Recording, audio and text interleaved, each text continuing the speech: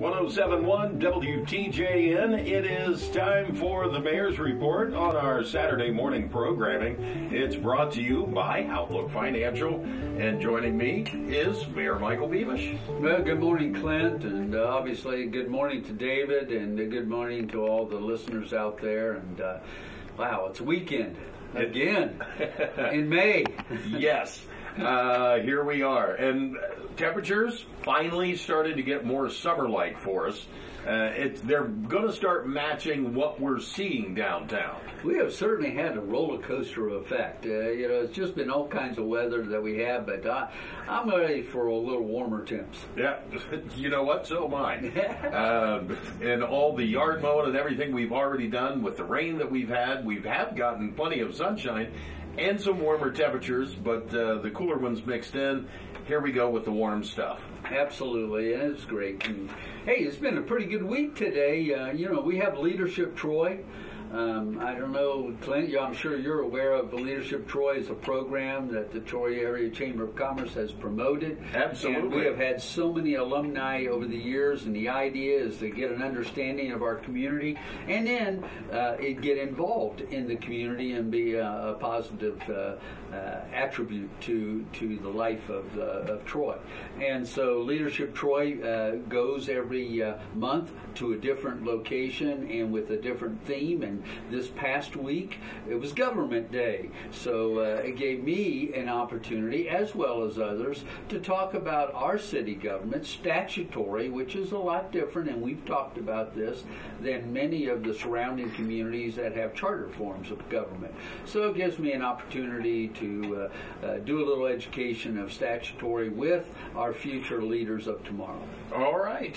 It was a busy week as well. Well, it was a busy week as well. Soccer tournament. Well, that's right, and it's going on right now, Clint. That brings in a lot of folks for the Strawberry Festival soccer tournament. And I'm glad you mentioned that because it does bring in a lot of folks outside.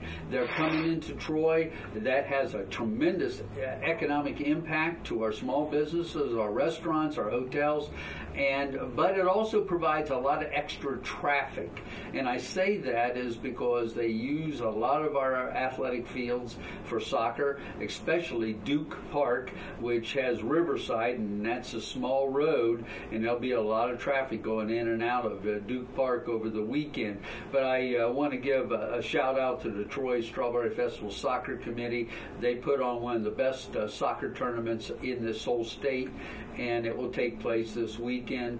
And if that's not enough, if you go on the other side of town, at Miami Shores, they're having the Strawberry Festival Junior Golf Tournament as well. So we have a lot of activity going on in Troy this weekend as one of those pre-kickoffs to the Troy Strawberry Festival.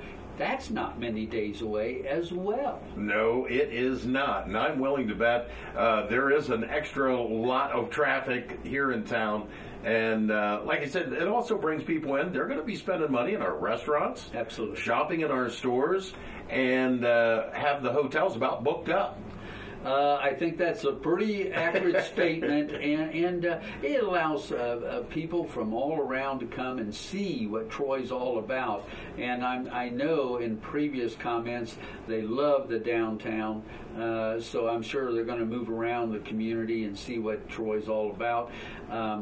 But it also kind of sets the stage for the Friday night activities. That's the May 31st at Treasure Island Park. That's the kickoff of the Troy Strawberry Festival with opening activities.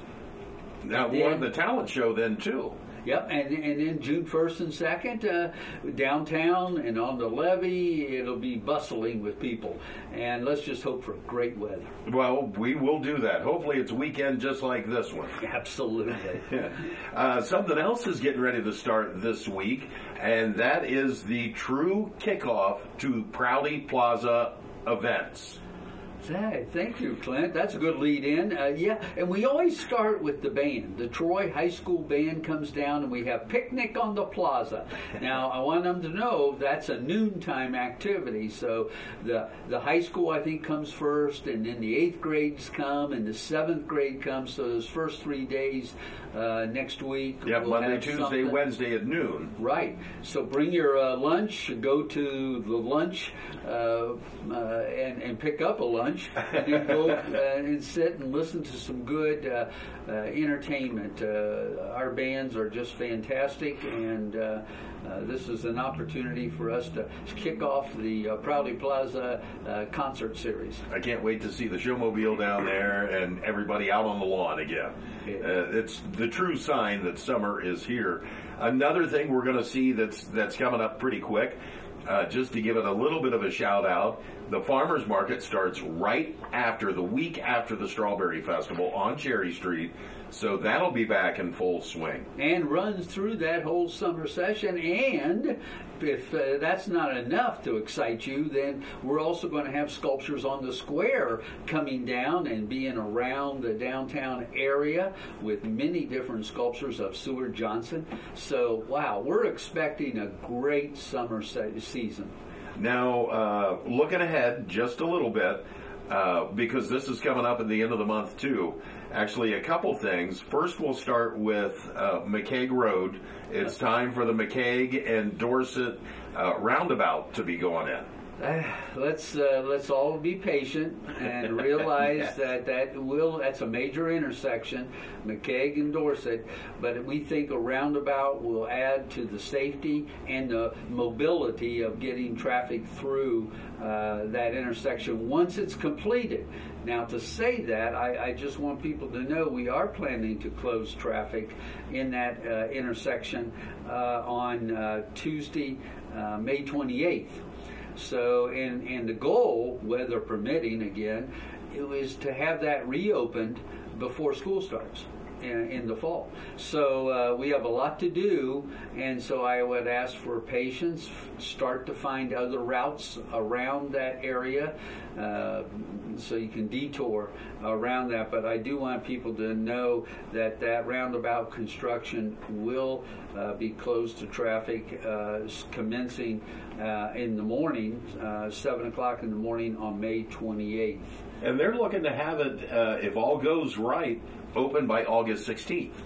So like I said, weather permitting. Weather permitting, but that seems like a pretty quick turnaround to get that done. Well, they will be working hard and as often as they can to keep that thing moving forward. But I think the payoff, it'll take some while for everybody to get adjusted.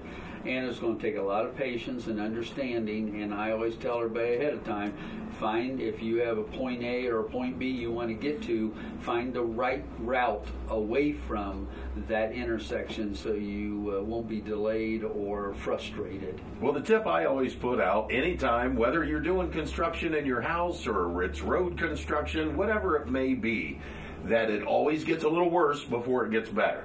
But once it's better, man, is it better. It's better. That's good. You just have to deal with the mess for a little while and a little inconvenience, but man, when it's done, it's so nice. Thank you. Want to follow up with one more thing. Council is next Monday. Yes. So Council is Monday, 7 o'clock, City Hall. Hey, and we're going to have a special guest at the next program that we have for Troy Community Radio. I've invited President Marty Baker.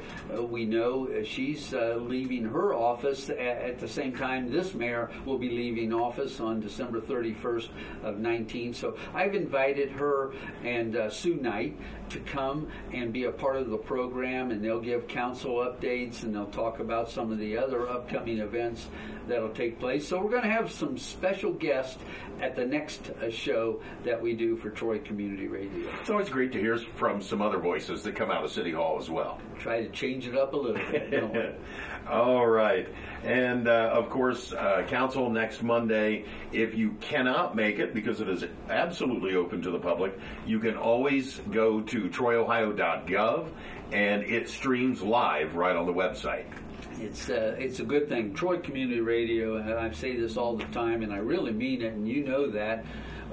do so many positive things to highlight the events of this area and this community, and I truly appreciate the opportunity to be a small part of that. Well, thank you so much, Mayor. We're just being a sounding board for Miami County. If I can add one more thing, just Sure. the light bulb clicked on, and that's Memorial Day. We talked about the Yes. roundabout being closed, but Memorial Day is also the day before, on the 27th. That's a Monday. Now, there's always a presentation.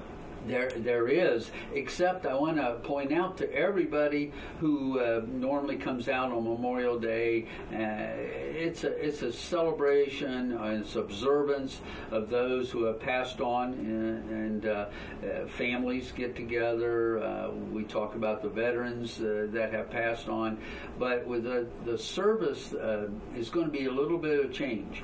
We're going to do this. The veterans organizations have asked us to move it to noontime on Memorial Day.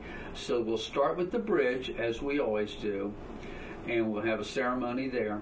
Then we'll process over to Veterans Memorial Park in Riverside Cemetery and have our observance there as well. And that'll all take place beginning at noon on Memorial Day. Normally it's earlier in the morning, but they've asked to move it to noon, and so we will honor that. And hope people will still find a time to come out and gather as a community. All right. Mayor, thank you so much. Okay. I always like coming here. Great.